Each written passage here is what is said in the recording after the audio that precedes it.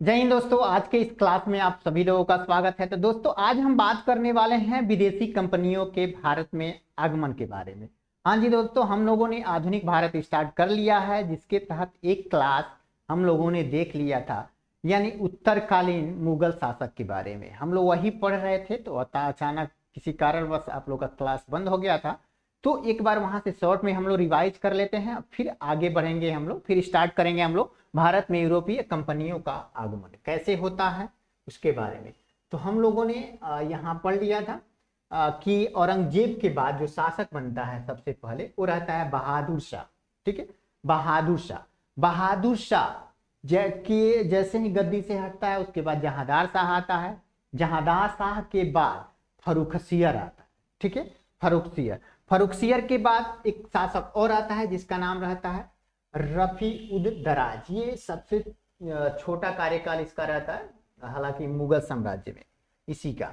ठीक है, उसके बाद एक शासक बनता है जिसका नाम रहता है मोहम्मद शाह। मोहम्मद शाह के बारे में भी हम लोगों ने पढ़ लिया था, और मोहम्मद शाह के बाद हम लोग पढ़ रहे थे अहमद शाह के बारे में। ठीक है, यहीं से हम लोग को स्टार्ट करना था। ओके, अब बात करें मोहम्मद शाह के बारे में, तो ये इसको एक अयोग्य शासक कहा जाता था, क्योंकि ये खुद राजपाट नहीं चलाता था। मुगल साम्राज्य का राजा तो था, लेकिन उससे उसको ज्यादा मतलब नहीं थी। उसका जो कार्य था वो कौन करते थे, तो एक उद्यम बाई थी, उसी को सौंप दिया था, वही सारा कार्य वो वहां संभालते थे। ठीक है, उसके बाद अहमद शाह के बाद शासक कौन बनता है, तो आलमगीर द्वितीय। आलमगीर द्वितीय के शासन काल में सबसे एक महत्वपूर्ण घटना घटी थी, वो थी 1757 की प्लासी का युद्ध। ये कई बार पूछता है कि प्लासी का युद्ध कब हुआ था, तो 1757 में हुआ था। कभी कभी पूछ देता है कि किसके कार्यकाल में हुआ था, तो किसके कार्यकाल में, तो याद रखिएगा आलमगीर द्वितीय के कार्यकाल में। उसके बाद शासक बनता है वो रहता है शाहजहां तृतीय। शाहजहां तृतीय मात्र एक साल के लिए हालांकि ये शासक बनता है, और इसको शाहजहां तृतीय को मराठों के द्वारा फाइनली गद्दी से उतार के फेंक दिया जाता है। तो इसके बारे में भी ज्यादा क्वेश्चन नहीं बनते हैं। ठीक है, और उसके बाद हम लोग बात करेंगे। ठीक है, शाहजहां के बाद आता है शाह आलम द्वितीय। नहीं नहीं, इसके पहले भी ठीक है, शाह आलम द्वितीय। ओके, शाह आलम द्वितीय। शाह आलम द्वितीय के कार्यकाल में तीन महत्वपूर्ण घटनाएं घटी थी। तीन महत्वपूर्ण घटनाएं। एक तो ये 1760 ईस्वी में शासक बनता है। ओके, 1759 में नहीं, 60 में बनता है ये शासक, और 60 से लेके 1806 तक ये शासक रहता है। ठीक है, तो इसके कार्यकाल में तीन महत्वपूर्ण घटनाएं घटी थी जो आपको याद रखना है। पहली घटना थी 1761 का पानीपत का तृतीय युद्ध, जो मराठों और अफगानों के बीच होता है, जिसमें मराठों की हार हो जाती है और अफगानों की जीत हो जाती है। और दूसरी सबसे महत्वपूर्ण घटना थी बक्सर का युद्ध, जो बिहार के बक्सर में युद्ध हुआ था। बक्सर का युद्ध 1764 में, वो भी इसी के शासनकाल में हुआ था, यानी शाह आलम द्वितीय के शासनकाल में। उसके बाद एक और घटना घटी थी, यानी कि इलाहाबाद की संधि 1765 ईस्वी में, इसी के कार्यकाल में हुआ था। तो ये तीन घटनाएं बहुत ही महत्वपूर्ण है। ओके, तीन घटनाएं। इसके शासनकाल में दो निर्णायक युद्ध हुए थे, जिसमें से एक था पानीपत का युद्ध, पानीपत का तीसरा युद्ध 1761 ईस्वी, और एक था बक्सर का युद्ध 1764 ईस्वी। पानीपत के तीसरे युद्ध में अहमद शाह अब्दाली ने मराठों को परास्त कर दिया था, ये भी क्वेश्चन पूछता है। ओके, 1765 में इलाहाबाद की संधि हुई थी शाह आलम द्वितीय और अंग्रेजों के बीच। हालांकि उस समय मुगल सम्राट शाह आलम द्वितीय हुआ करता था, उसको हरा देने के उपरांत अंग्रेजों ने उसके साथ एक संधि की थी, और उस संधि के तहत शाह आलम द्वितीय को अंग्रेजों को बंगाल, बिहार, उड़ीसा की दीवानी सौंपने पे मजबूर होना पड़ा। मतलब बिहार, उड़ीसा और बंगाल की दीवानी सौंप दी गई। ठीक है, उसका फरमान जारी कर दिया गया शाह आलम द्वितीय के द्वारा। आगे की बात करते हैं, तो हम अफगान शासक अहमद शाह अब्दाली की बात करें, तो ये 8 बार भारत पे आक्रमण किया था। तख्ते ताऊत, मयूर सिंहासन इसी ने उठा के लेके गया था। ठीक है, अब बात करें गुलाम कादिर खान। इसने 1806 ईस्वी में शाह आलम द्वितीय की हत्या करवा देता है। ठीक है, शाह आलम द्वितीय अभी खत्म हो गए। उसके बाद आता है अकबर द्वितीय। 1806 से 1837 तक ये शासक बनता है। इसके शासनकाल में एक घटना घटी थी। घटना क्या घटी थी, अंग्रेजों के द्वारा 1835 का एक अधिनियम लाया गया था, ईस्ट इंडिया कंपनी का 1835 का एक अधिनियम जारी किया गया था। ठीक है, इसी के शासनकाल में हुआ था। ओके, काल के दौरान 1835 में ईस्ट इंडिया कंपनी ने स्वयं को मुगल शासक के अधीन कहलाना समाप्त कर दिया था। मतलब वो मुगल साम्राज्य के अधीन कार्य करना नहीं चाहते थे। और एक और कार्य किया था, मुगल शासक के नाम से जो पहले सिक्का जारी हुआ होता था वो भी बंद करवा दिया था। दो काम किए थे अंग्रेज इसके शासनकाल में। ओके, उसके बाद फाइनली बहादुर शाह द्वितीय या बहादुर शाह जफर का शासनकाल आता है, जो 1837 से 1857 तक इसका शासनकाल रहता है। और आप लोगों को पता है कि 1857 में भारत का प्रथम स्वतंत्रता संग्राम मंगल पांडे के नेतृत्व में, एक तरह से उसी के द्वारा स्टार्ट किया गया, प्रथम स्वतंत्रता संग्राम प्रारंभ हुआ था। उसके बाद अंग्रेज और भारत के बहुत सारे शासकों के बीच युद्ध हुआ और उसके बाद से भारत पे पूर्णतः अंग्रेजों का कंट्रोल हो जाता है और मुगल सम्राट का जो भी पद था फाइनली समाप्त कर दिया जाता है भारत से। ओके, तो बहादुर शाह द्वितीय के शासनकाल में क्या हुआ था, तो 1857 की क्रांति हुई थी। और एक क्वेश्चन बहुत पूछता है कि अंतिम मुगल सम्राट कौन था, तो अंतिम मुगल सम्राट यही था बहादुर शाह जफर, कभी कभी देता है, या बहादुर शाह जफर द्वितीय दे देता है। ठीक है, अब आगे की बात करें तो जैसे ही 1857 की क्रांति होती है, 1857 की क्रांति में बहादुर शाह जफर द्वितीय भाग लेता है। ठीक है, अंग्रेजों के विरुद्ध लड़ता है ये बहादुर शाह जफर द्वितीय। तो इसको बंदी बना लिया जाता है, बहादुर शाह जफर को बंदी बना के, और रंगून म्यांमार का जगह है रंगून, वहां पे इसको भेज दिया जाता है, एक टापू पे, निर्वासन पे। ओके, देखो एक महत्वपूर्ण कार्य ये किया था बहादुर शाह जफर। लाल किला में ही एक महल है जिसका नाम है हीरा महल, इसका निर्माण इसी ने करवाया था, ये भी क्वेश्चन बनता है। और एक मशहूर शायर एक थे जिनका नाम था मिर्जा गालिब। मिर्जा गालिब को कौन नहीं जानता, है ना, तो ये भी इसी के शासनकाल में रहते थे। तो ये क्वेश्चन बनता है मिर्जा गालिब किस मुगल शासक के शासनकाल में रहते थे। ठीक है, किसके समकालीन थे, किस मुगल शासक काल के समकालीन थे, कई तरह से क्वेश्चन बन जाता है।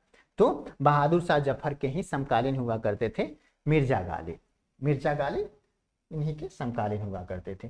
अब बात करते हैं फाइनली भारत में यूरोपीय व्यापारिक कंपनियों का आगमन। ओके, भारत में सबसे पहले कौन आता है, तो वास्को डिगामा। 1498 ईस्वी में भारत के कालीकट बंदरगाह पे पहुंचता है। ठीक है, उस समय वहां का शासक हुआ करता था, उसका नाम था जमोरिन वहां का राजा हुआ करता था। केरल का ही एक जगह है जिसका नाम है कालीकट बंदरगाह। ठीक है, उस राज्य का जो राजा हुआ करता था, ये नाम याद रखिएगा, उनका नाम था जमोरिन। उसी के यहाँ पहली बार वास्को डिगामा भारत पहुंचा था। कभी कभी डेट भी पूछ लेता है, 17 मई 1498 ईस्वी को। ओके, यहाँ पहुंचकर वास्को डिगामा यूरोप के इतिहास में एक इतिहास नाम दर्ज करा देता है भारत की खोज में। इसका एक तरह से स्वर्णिम अक्षरों में नाम लिखा जाता है। ठीक है, अब बात करते हैं, कहीं भी यहाँ से क्वेश्चन क्या बनता है कि नई समुद्री मार्ग की खोज किसने किया था, तो वास्को डिगामा। या भारत सबसे पहले किसने पहुंचा था, तो वास्को डिगामा। या भारत सबसे पहले कौन सा देश आया था, तो पुर्तगाल आया था। ठीक है, बहुत सारे क्वेश्चन यहाँ से बनते हैं। आधुनिक भारत का इतिहास शुरू तो यहीं से होता है, जब से विदेशी कंपनियां या विदेशी भारत आना प्रारंभ करते हैं। ओके, अब बात करते हैं, इस यात्रा में वास्को डिगामा को एक गुजराती पथ प्रदर्शक जिसका नाम था अब्दुल हमीद, इसने सहयोग किया था। अब आपके दिमाग में आएगा कि सर ये सहयोग कैसे कर दिया था, तो ये अब्दुल हमीद उस समय दक्षिण अफ्रीका में व्यापार के लिए गया हुआ था। ठीक है, दक्षिण अफ्रीका महादेश के सबसे नीचे वाला हिस्सा जो है वो है दक्षिण अफ्रीका, वहीं पे ये व्यापार के लिए गया था। तो वहीं पे गुडाफोप का नाम सुने होंगे आप, गुडाफोप। तो वहां पे जब वास्को डिगामा पहुंचा तो वहां पे व्यक्तियों को ढूंढ रहा था कि किससे पूछे भारत के बारे में, कि भारत कहाँ पे। हालांकि देखो भारत के बारे में अंग्रेजों को पता था, हालांकि जो विदेशी थे यूरोप के ही तो थे, सारे विदेशी जो भी आए वो यूरोप के थे, उनको भारत के बारे में पता था। तो ये पता कैसे था, तो पता इसलिए था क्योंकि उस समय भारत में बहुत अधिक मात्रा में गर्म मसाले हुआ करते थे और गर्म मसाले ठंडे प्रदेशों में बहुत महंगे दामों पे मिला करते थे। हालांकि गर्म प्रदेशों में ठंडे प्रदेशों में गर्म मसाले बहुत अधिक उपयोग में लाए जाते हैं ताकि उनका शरीर गर्म रह सके। ठीक है, तो हमारे यहाँ से मसाला यूरोप में पहुँचते पहुँचते बहुत महंगे हो जाते थे। पहले हमारे यहाँ से अरब देशों में जाता था, अरब देश से होके तब यूरोप में मसाला, गरम मसाला पहुँचता था, तो वहाँ जाते जाते मसाला बहुत महंगा हो जाता था।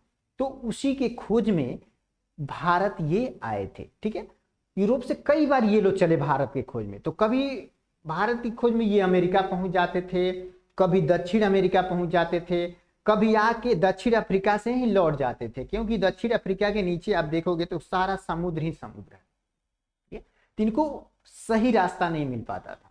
तो यही व्यक्ति था अब्दुल हमीद, जिसने बताया कि भारत इस दिशा में है, मतलब नीचे से जाओगे इस तिरछे दिशा में तो भारत मिल जाएगा।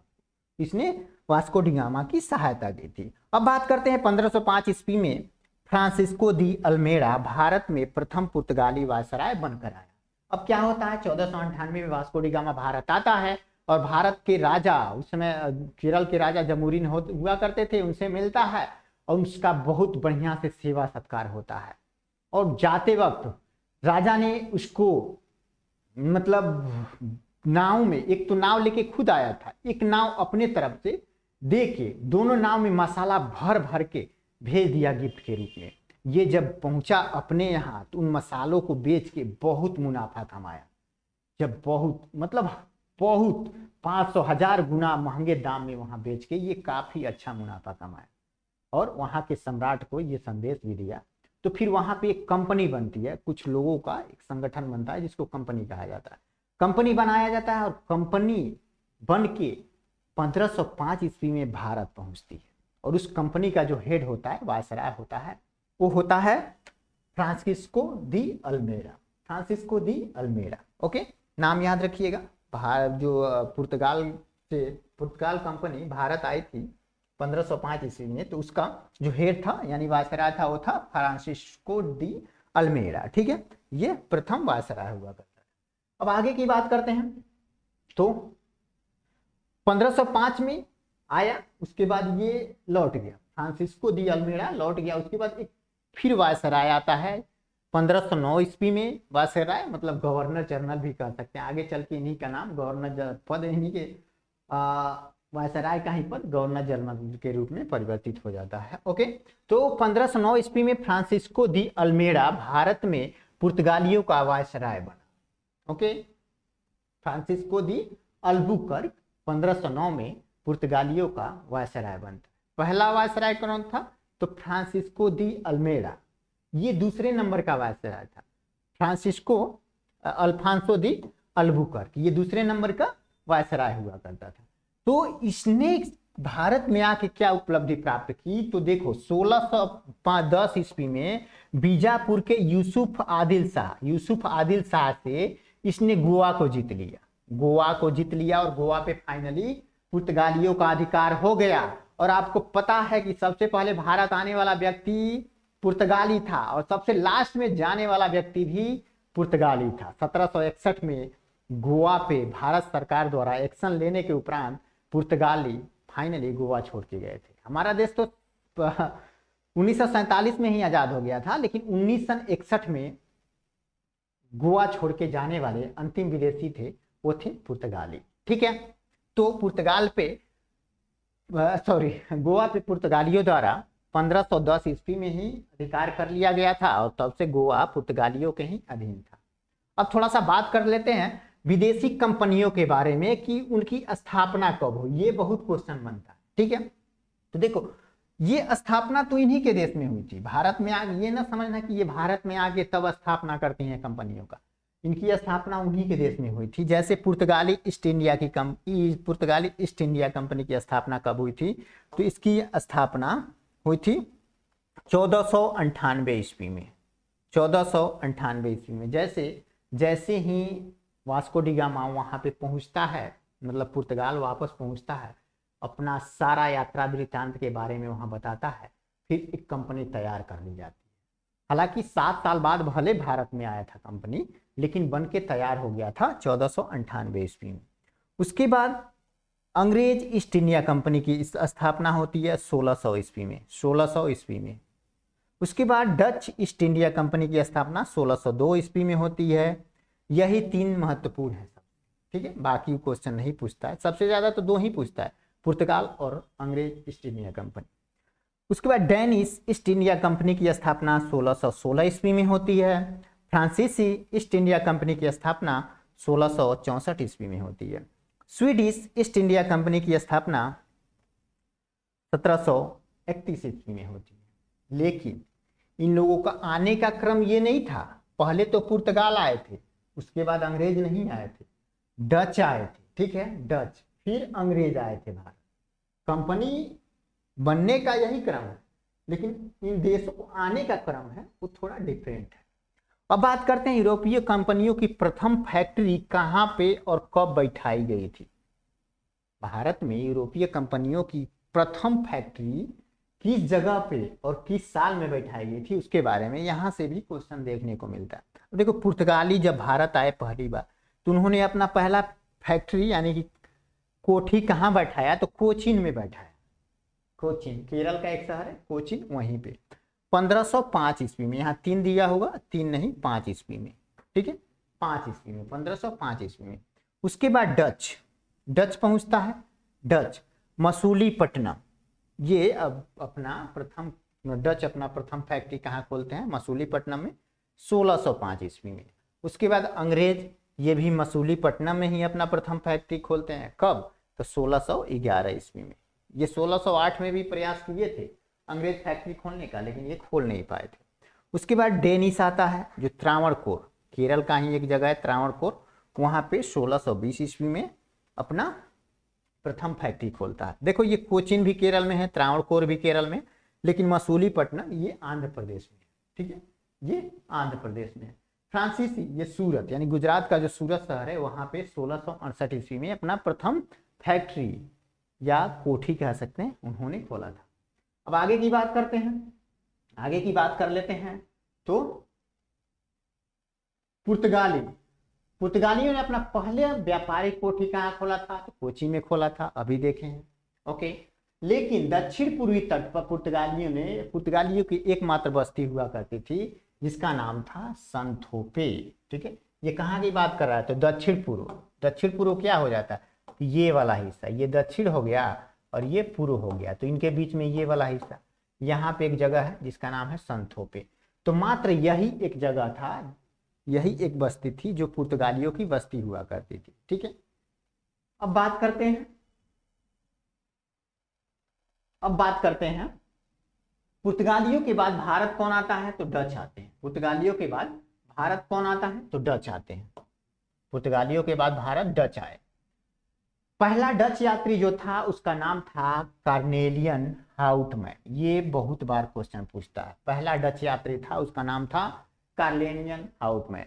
पहला पुर्तगाली यात्री वास्को डी गामा था, वैसे ही पहला पुर्तगाली यात्री कौन था, तो कार्नेलियन हाउटमैन था, ठीक है, जो 1596 ईस्वी में भारत में पहुंचा था। लेकिन भारत के किस हिस्से में पहुंचा था, तो इंडोनेशिया के सुमात्रा में पहुंचा था। इंडोनेशिया जो आज के डेट में एक अलग देश है, उस समय वो भारत का ही हिस्सा हुआ करता था, इंडोनेशिया, ठीक है।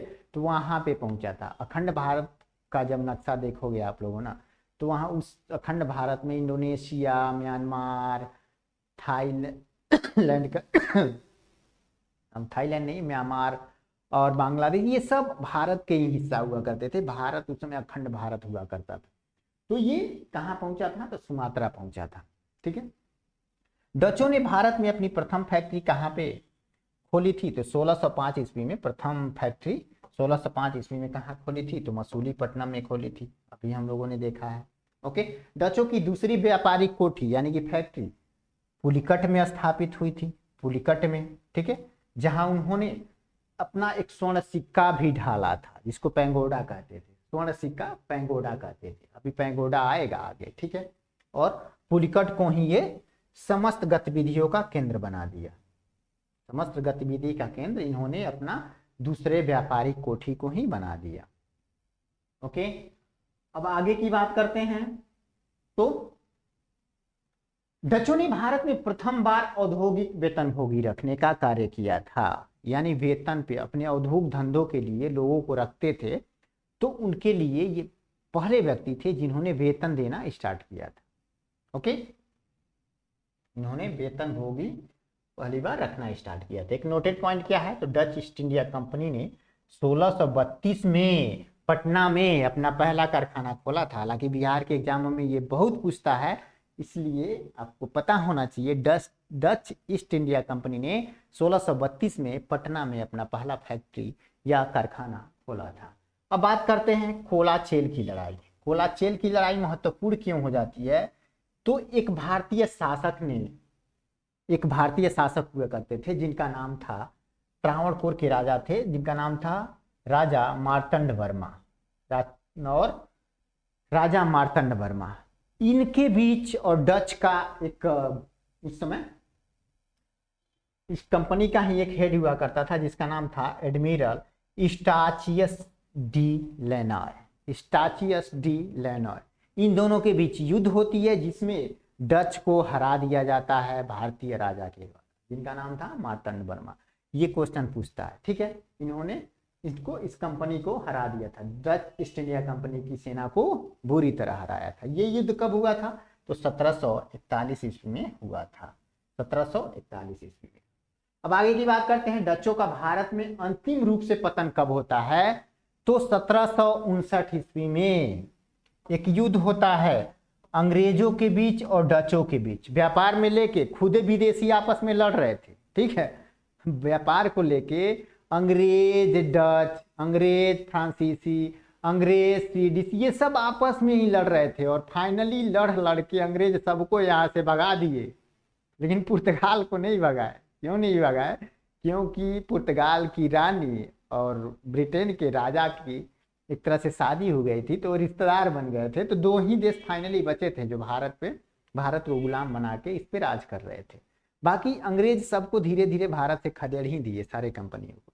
तो ऐसे ही डचों को 1759 ईस्वी में अंग्रेज एवं डचों के बीच एक युद्ध होता है जिसका नाम होता है वेदरा का युद्ध। वेदरा का युद्ध बहुत महत्वपूर्ण हो जाता है, 1759 में होता है। ये ईयर पूछता है, बिहार के एग्जामों में कई बार पूछा हुआ है। ओके, वेदरा का युद्ध कब हुआ था, 1759 ईस्वी में डच और अंग्रेज के बीच हुआ था, जिसमें अंग्रेजों की जीत हो जाती है और फाइनली अंग्रेज डचों को भारत से ही खदेड़ देते हैं। ओके, अब आगे की बात कर लेते हैं।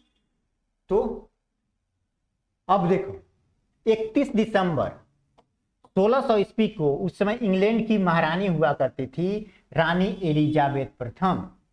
इन्होंने ईस्ट इंडिया कंपनी को इसी डेट को अधिकार पत्र जारी किया था, ठीक है। अधिकार पत्र इसी डेट को जारी किया था, किसको, ईस्ट इंडिया कंपनी को।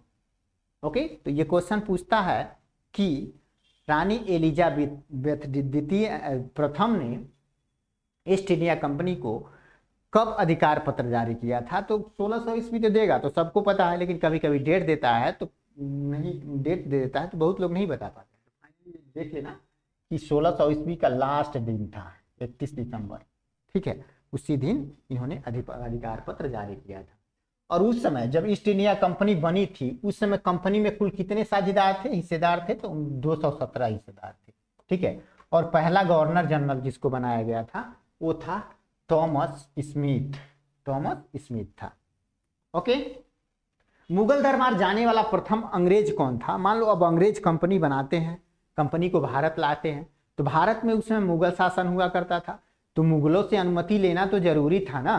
तो उसके लिए उस समय राजा हुआ करते थे अंग्रेज का, उनका नाम था जेम्स प्रथम ने एक व्यक्ति को राजदूत बना के जहांगीर के दरबार में भेजा, जिसका नाम था कैप्टन हाकिंस। तो मुगल दरबार में जाने वाला प्रथम अंग्रेज कौन था, तो कैप्टन हाकिंस था, ठीक है। जेम्स प्रथम के राजदूत के रूप में अप्रैल 1609 ईस्वी में जहांगीर के दरबार में गया था, ठीक है। जहांगीर के दरबार में गया था। देखो, ये जब भारत पहुंचा ना, ईस्ट इंडिया कंपनी जब भारत पहुंची, तो उन्होंने 1608 में बिना जहांगीर से अनुमति लिए ही अपना फैक्ट्री बनाने का प्रयास कर रहे थे। जहांगीर गुस्सा मार के खदेड़ दिया उनको, ठीक है। तो फिर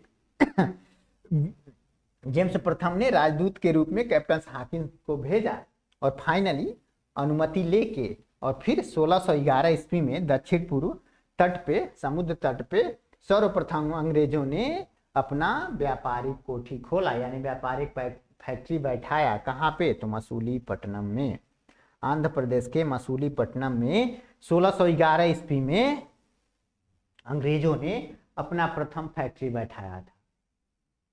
1608 में प्रयास किया था लेकिन फैक्ट्री बैठा नहीं पाया था, 1611 में ही बैठाया था। ये डेट याद रखिएगा आप लोग। ओके, अब आगे की बात करते हैं। तो जहांगीर ने 1613 ईस्वी में एक फरमान जारी कर अंग्रेजों को सूरत में थॉमस एडवर्थ के अधीन व्यापारिक कोठी खोलने की अनुमति दे दी। ओके, एक तो 1611 में फैक्ट्री बन के तैयार हो गया मसूलीपट्टनम में, लेकिन जहांगीर ने एक और फरमान जारी किया 1613 ईस्वी में, ठीक है। और एक जगह और, कहाँ पे? तो सूरत में 1613 ईस्वी में एक और फैक्ट्री खोलने की इजाजत दे दी, ठीक है। ओके, उस समय थॉमस एडवर्ड यही कंपनी के वायसराय हुआ करते थे, ठीक है। अब बात करते हैं एक नोटेड पॉइंट की। तो पूर्वी तट पर अंग्रेजों ने अपना प्रथम व्यापारिक कोठी मसूलीपट्टनम में 1611 में खोली थी, जबकि पश्चिमी तट पर यानी कि सूरत में, मसूलीपट्टनम आंध्र प्रदेश पूर्व वाले हिस्सा में, और पश्चिम वाले हिस्सा यानी गुजरात का सूरत, ठीक है, गुजरात के सूरत में 1613 में ये अपना फैक्ट्री बैठाते हैं। ओके, ये ध्यान रखिएगा। आगे की बात करते हैं। तो पहली बार सूरत में 1608 ईस्वी में व्यापारिक कोठी स्थापित करने का प्रयास किया गया था अंग्रेजों के द्वारा, ठीक है, लेकिन जहांगीर ने फैक्ट्री खोलने से मना कर दिया था। ओके, वहां से उन लोगों को खदेड़ दिया था, लेकिन फिर भी बाद में अनुमति दे दिया जाता है, फरमान जारी कर दिया जाता है जहांगीर के द्वारा, और फाइनली उसी जगह पे फैक्ट्री बैठा दी जाती है अंग्रेजों के द्वारा। 1615 ईस्वी में सम्राट जेम्स प्रथम ने सर थॉमस रो को राजदूत बनाकर मुगल सम्राट यानी जहांगीर के दरबार में भेजा। ओके, जेम्स प्रथम उस समय राजा हुआ करते थे इंग्लैंड का।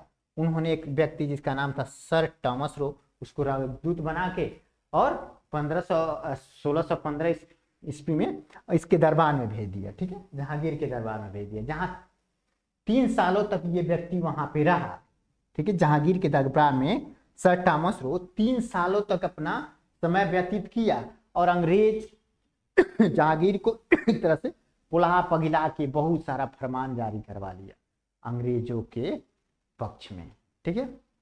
अंग्रेज चापलूस हुआ करते थे उस समय कहते हैं ना। और खैर छोड़ो, आगे की बात करते हैं,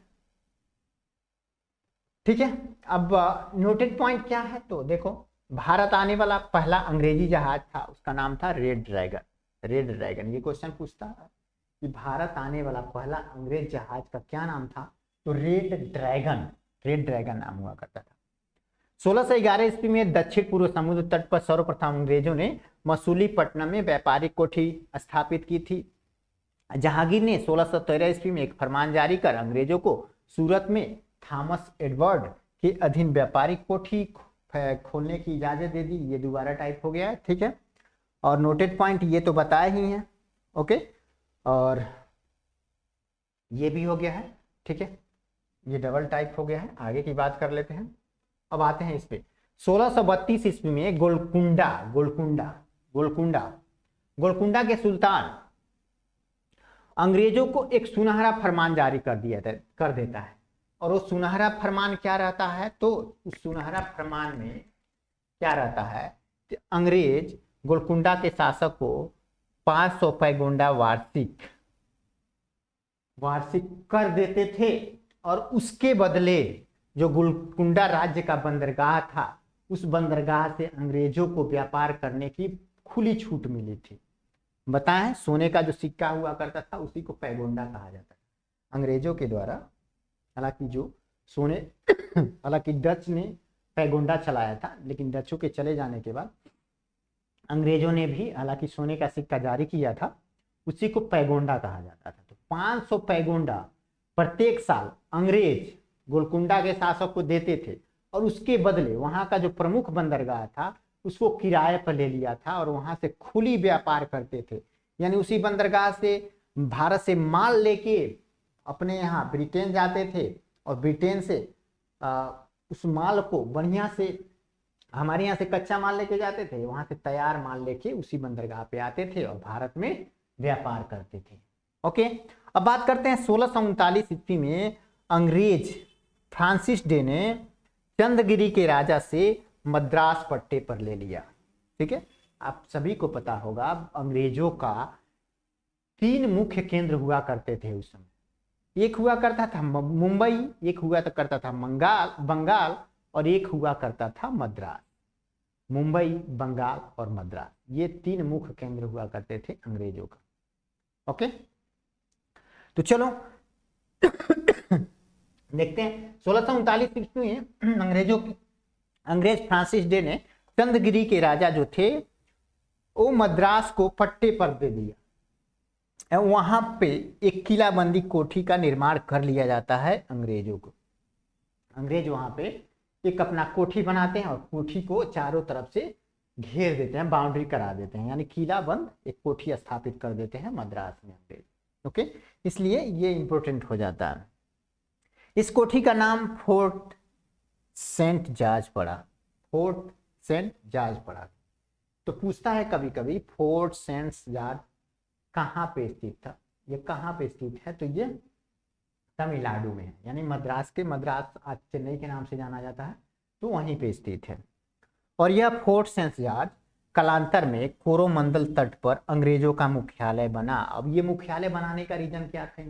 मुख्य रीजन ये था कि ये फोर्ट सेंट जॉर्ज यानी इसको चारों तरफ से किलाबंदी कर दिए थे, यानी बाहरी कोई भी व्यक्ति यहाँ पे प्रवेश नहीं कर पाता था और उसको पूरे सुरक्षा व्यवस्था के अंतर्गत रखते थे। भारत का कोई भी राजा हो चाहे बड़ा से बड़ा शासक हो, वो भी आक्रमण करता था तो उनका कुछ बिगाड़ नहीं पाता था। तो इसलिए उन्होंने अपना मुख्यालय उसी को बना दिया। ओके, आगे की बात करते हैं। तो 1661 ईस्वी में पुर्तगाली राजकुमारी जिसका नाम था कैथरीन ऑफ ब्रेगेंजा, इसकी शादी ब्रिटेन के राजकुमार चार्ल्स द्वितीय के साथ हो जाती है। ओके, ये डेट याद रखना, 1661 ईस्वी में पुर्तगाल की महारानी कैथरीन ऑफ ब्रेगेंजा और ब्रिटेन के राजकुमार चार्ल्स द्वितीय की शादी हो जाती है। और जब इन दोनों की शादी हो जाती है ना, तो पुर्तगाली क्या करते हैं कि पूरा बंबई ही दहेज में दे देते हैं चार्ल्स द्वितीय को। ओके, चार्ल्स द्वितीय को। और चार्ल्स द्वितीय 10,000 पैगोंडा में सालाना किराए पे कंपनी को दे देता है पूरी मुंबई को। समझो, देश हमारा, मुंबई हमारा। ससुरा विदेशी आके मुंबई पे राज करते हैं, मुंबई को अपने कब्जा में लेते हैं और एक दूसरे से शादी करते हैं, हमारे देश के हमारे शहर को दहेज के रूप में देते हैं। है ना, कितनी शर्म वाली बात। क्या हद हो जाती है कभी कभी। देखो, इस अवसर पर दहेज के रूप में पुर्तगालियों ने चार्ल्स द्वितीय को बंबई प्रदान कर दिया था। 1687 ईस्वी में अंग्रेज ने पश्चिमी तट का मुख्यालय सूरत से हटाकर अब मुंबई को बना दिया। ओके, पहले उनका जो मुख्यालय हुआ करता था सूरत हुआ करता था, लेकिन जब मुंबई दहेज में मिल गई तब वो अपना कार्यालय मुंबई शिफ्ट कर दिए थे। ठीक है, ये अपना जो उनका मुख्यालय था उसको मुंबई शिफ्ट कर दिए थे 1687 ईस्वी में। अब मुंबई शहर की स्थापना के बारे में कई बार पूछ देता है।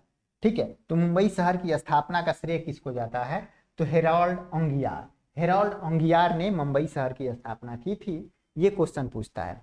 अब पहुंचते हैं बंगाल पे। हम मद्रास देख लिए, बंबई देख लिए, अब बंगाल देखने वाले। तो बंगाल का शासक हुआ करता था शाह सूजा। शाह सूजा ने सर्वप्रथम 1651 ईस्वी में अंग्रेजों को व्यापारिक छूट की अनुमति दी थी। 1661 में शासक हुआ करता था शाह सूजा, इसने अंग्रेजों को बंगाल में एक तरह से व्यापारिक छूट की अनुमति दे दी। अनुमति को उस समय निशान कहा जाता था, निशान कहते थे। ठीक है, अनुमति को निशान कहते थे। अब क्या होता है? तो 1698 ईस्वी में अंग्रेज ईस्ट इंडिया कंपनी ने 3 गांव, बंगाल का ही 3 गांव सुतानुती, कालीकट और गोविंदपुर, इसको जमींदारी पे 1200 रुपया भुगतान कर प्राप्त कर लिया। ठीक है, सालाना 1200 रुपया ये भुगतान करते थे और तीनों गांव को अपने अधीन कर लिया अंग्रेजों ने। ओके, और यहां पर फोर्ट विलियम का निर्माण करवाया। फोर्ट विलियम का निर्माण, फोर्ट विलियम पूछता है कहाँ पे है, तो कोलकाता में है। ओके, तो अंग्रेजों द्वारा पहला एक तरह से कहें कि अपना मुख्यालय जो बनाया फोर्ट विलियम ही बनाया था, मतलब बंगाल वाले हिस्से में। चार्ल्स आयर फोर्ट विलियम के प्रथम प्रेसिडेंट हुए। चार्ल्स आयर फोर्ट विलियम के प्रथम प्रेसिडेंट होता है। कालांतर में यही कलकत्ता यानी कोलकाता नगर कहलाया, जिसकी नींव जॉर्ज चारनॉक ने डाली थी। जैसे कभी कभी पूछ देता है कि संसद भवन का नींव किसने, मतलब वास्तुकार किसको माना जाता है, तो लुटियन सैम्वेकर को माना जाता है। वैसे ही कोलकाता का वास्तुकार के रूप में इसको जाना जाता है, चार्ल्स चारनॉक को।